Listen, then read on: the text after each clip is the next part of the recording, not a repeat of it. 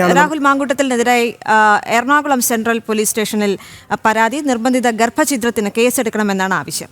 ജിജീഷ് കരുണാകരൻ ചേരുന്നുണ്ട്. കൂടുതൽ വിവരങ്ങളുമായി ജിജീഷ്, എന്താണ് ഏറ്റവും പുതിയ വിവരം? ഗുരുതരമായ ആരോപണങ്ങളാണ് രാഹുൽ മാങ്കൂട്ടത്തിനെതിരെ ഉള്ളത്. അതുകൊണ്ട് തന്നെ ഗർഭചിത്രത്തിന് നിർബന്ധിച്ചു എന്ന വാർത്തകൾ വിവരങ്ങളാണ് പുറത്തു വരുന്നത്. താൻ കണ്ട ഒരു സ്വകാര്യ ചാനലിൽ ഇതുമായി ബന്ധപ്പെട്ട വാർത്ത വന്നിരുന്നു. അതുകൊണ്ട് തന്നെ രാഹുൽ മാങ്കൂട്ടത്തിനെതിരെ സ്ത്രീയോട് നിർബന്ധിത ഗർഭചിത്രം നടത്താൻ സമ്മർദ്ദം ചെലുത്തിയതിന് ക്രിമിനൽ കേസ് രജിസ്റ്റർ ചെയ്യണമെന്ന് ആവശ്യപ്പെട്ടുകൊണ്ട് അഡ്വക്കേറ്റ് ഷെൻഡോ സെബാസ്റ്റ്യൻ എന്ന ആളാണ് എറണാകുളം സെൻട്രൽ പോലീസ് സ്റ്റേഷനിൽ പരാതി നൽകിയത്.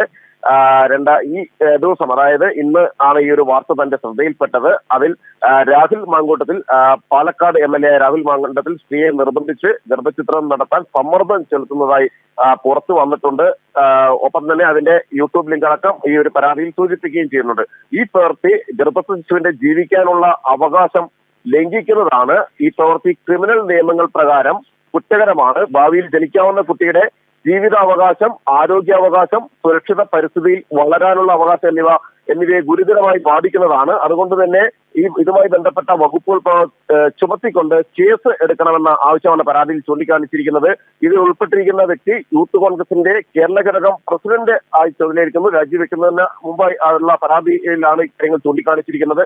അതിൽ പറയുന്നത് ഈ ഒരു ചുമതല വഹിക്കുന്ന ആളാണ് നിയമസഭാ സാമാജികൻ ആണ് എന്നതും കണക്കിലെടുക്കേണ്ടതുണ്ട്. ഇങ്ങനെ ഉന്നത പദവിയിൽ ഇരുന്നു കൊണ്ടാണ് ഇത്തരത്തിലുള്ള ഒരു നിയമവിരുദ്ധ പ്രവൃത്തിക്ക് മുതിർന്നത് എന്ന കാര്യം ചൂണ്ടിക്കാണിക്കുന്നു. ഗർഭചിത്രം നടത്തുന്നതിന് നിർബന്ധിക്കുകയാണ്. സ്ത്രീയെ ഭീഷണിപ്പെടുത്തി സമ്മർദ്ദം ചെലുത്തുന്നത് സംഭാഷണത്തിൽ വ്യക്തമാണ്. പുറത്തു വന്നിട്ടുള്ള ഓഡിയോ സംഭാഷണങ്ങളിൽ ഇത് വ്യക്തമാണ്.